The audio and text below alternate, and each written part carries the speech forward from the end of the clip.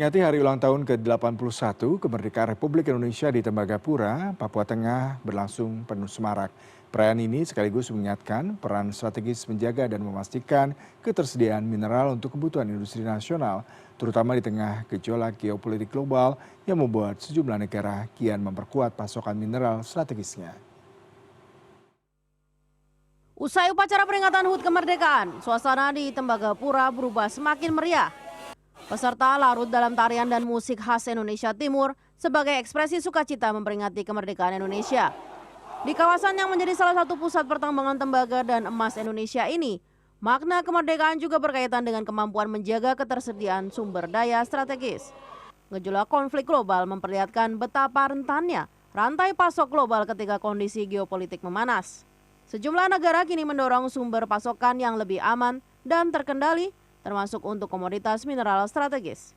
Dalam konteks ini, keberlanjutan produksi tembaga di Indonesia menjadi salah satu faktor penting dalam memperkuat ketahanan mineral nasional. Terlebih, tembaga menjadi salah satu mineral penting bagi berbagai sektor, mulai dari kelistrikan, energi, hingga industri manufaktur. Ini kita lagi mengembangkan tambang kucing liar sekarang.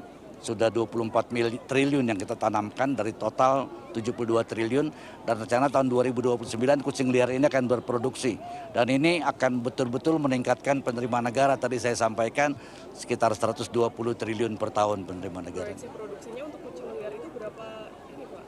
Kita rencananya kucing liar itu bisa 130.000 ton biji per hari. Ya, biji tembaga.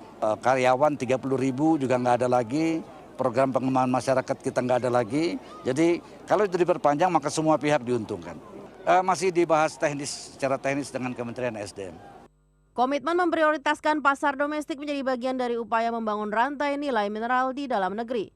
Bukan hanya menambang, Indonesia juga berupaya memperkuat pengolahan dan pemanfaatan hasil tambang untuk memenuhi kebutuhan industri.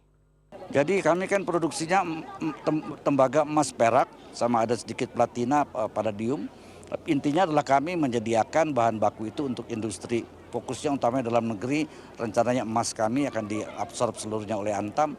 Katoda tembaga kami, kalau memang ada industri dalam negeri yang butuh katoda tembaga kami, tentu saja kita memprioritaskan dalam negeri.